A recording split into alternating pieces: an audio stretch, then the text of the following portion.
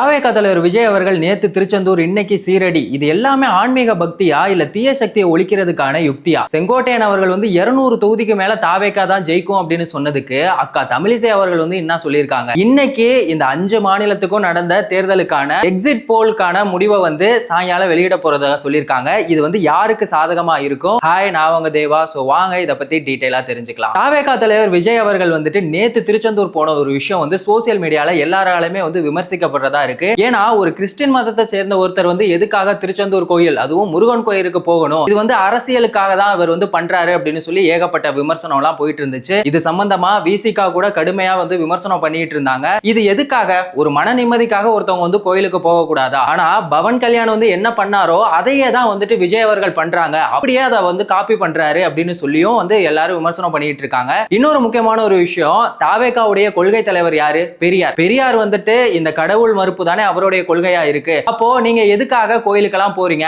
இது மூட நம்பிக்கையை உண்டாக்குற மாதிரி இருக்கு அப்படின்னு சொல்லிட்டு திமுக சைடுல இருந்து சொல்லிட்டு இருக்காங்க. இதுக்கு பதிலடியா தாவேகா சைடுல இருந்து என்ன சொல்லிருக்காங்கன்னா, உதயநிதி அவர்கள் கோயிலுக்கு போன ஒரு போட்டோவை போட்டுட்டு கடவுள் இருக்கு அப்படின்னு சொல்றவன கூட நம்பிடலாம், ஆனா கடவுளே இல்ல அப்படின்னு சொல்றான் பாரு, அவனை மட்டும் நம்ப கூடாது அப்படின்னு சொல்லி உதயநிதி அவர்கள் பங்கமா கலாய்ச்சிட்டு இருக்காங்க. இதுக்கப்புறமா இன்னைக்கு என்ன பண்ணிருக்காங்கன்னா, தாவேகா தலைவர் விஜய் அவர்கள் மகாராஷ்டிராவில் இருக்க சீரடி சாய்பாபா கோயிலுக்கு போயிருக்காங்க. எதுக்காக இவர் இந்த மாதிரி கோயிலுக்கா போயிட்டே இருக்காரு? ஏன்னா இதுக்கு முன்னாடி அவர் எந்த கோயிலுக்காவது போனாரா அப்படின்னு சொல்லி தான் எல்லாருமே கேட்டுக்கிட்டு இருக்காங்க. அக்கா தமிழிசை என்ன சொல்லியிருக்காங்க அப்படின்னா, இப்போ அவர் கோயிலை தேடி தேடி போவாரு, அதுக்கப்புறமா ஷூட்டிங்க்கு எங்களா லொகேஷன் இருக்கு அப்படிங்கறத தேடி போவாரு. இந்த 2026 அவரோட அரசியல் வாழ்க்கை அப்படிங்கிறது முடிஞ்சிரும் அப்படின்னு சொல்லியிருக்காங்க. இன்னொரு விஷயம், தாவேகா தலைவர் விஜய் அவர்கள் குழந்தைங்களை வச்சு ரொம்பவே இன்ஃப்ளூயன்ஸ் பண்ணியிருக்காரு. குழந்தைங்களை அரசியல்ல இந்த பிரச்சாரம் பண்றதுக்காக ஈடுபடுத்தக்கூடாது, அது விஜய் அவர்களுக்கு தெரியுமா இல்லையான்னு தெரியல அப்படின்னு சொல்லியுமே அவங்கள கேட்டிருக்காங்க. அக்கா தமிழிசை அவர்களே, நீங்க என்ன பண்றீங்க?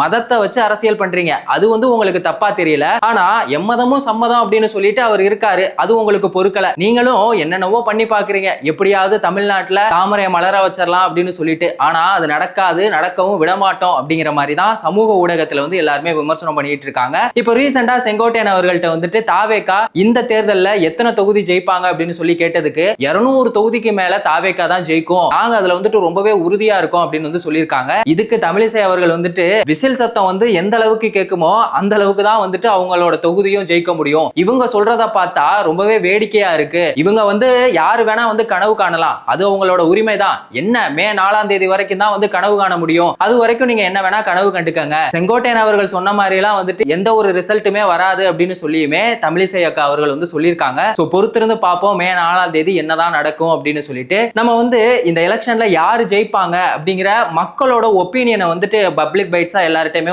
கேட்டுட்டு இருந்தாங்க. யாரு ஜெயிக்கிறதுக்கான அதிக வாய்ப்பு இருக்கு அப்படிங்கறத கேட்டுட்டு இருந்தோம். இந்த எக்ஸிட் போல அனௌன்ஸ்மெண்ட்டை இன்னைக்கு ஈவினிங் பண்ண போறாங்க. எதுக்காக இன்னைக்கு பண்ணணும், இந்த எக்ஸிட் போலோட ரூல்ஸ் என்ன அப்படிங்கறத தெரிஞ்சுக்கலாம். மக்கள் பிரதிநிதித்துவ சட்டம் செக்ஷன் 126 படி ஒரு எலெக்ஷன் முடிஞ்சிச்சு, இப்ப தமிழ்நாட்டுல இப்ப எலெக்ஷன் நடந்துச்சா உடனே இந்த எக்ஸிட் போல் அப்படிங்கறத அனௌன்ஸ்மெண்ட் பண்ணக்கூடாது. ஏன்னா இந்த தேர்தல் 5 மாநிலங்கள்ல நடந்திருக்கு. தமிழ்நாடு, புதுச்சேரி, அசாம், கேரளா, மேற்கு வங்காளம் எல்லா இடத்துலயுமே அதுலயும் இந்த புதுச்சேரி, அசாம், கேரளா அங்கெல்லாம் ஏப்ரல் 9ஆம் தேதி முதல் கட்டமா தேர்தல் முடிஞ்சிருச்சு. தமிழ்நாட்டுல இப்ப ஏப்ரல் 23ல நடந்துச்சு. மேற்கு வங்கத்துல மொத்தம் 294 தொகுதி, அதுல முதல் கட்டமா ஏப்ரல் 23ஆம் தேதி 152 தொகுதிகளுக்கான தேர்தல் நடந்துச்சு. இன்னைக்கு மேற்கு வங்கத்துல 142 தொகுதிகளுக்கான அந்த இறுதி கட்ட தேர்வு முடிவு அப்படிங்கிறது இன்னைக்கு ஈவினிங்கோட முடிஞ்சிடும். இந்த 5 மாநிலத்தோட வாக்குப்பதிவு முடிஞ்சதுக்கு அப்புறம் ஒரு half an hour அப்புறம் தான் மீடியால இந்த எக்ஸிட் போல், இந்த தேர்தலோட பிந்தைய கருத்து கணிப்பு அப்படிங்கறத வெளியிடணும் அப்படிங்கிறது தான் இதோட ரூல்ஸா இருக்கு.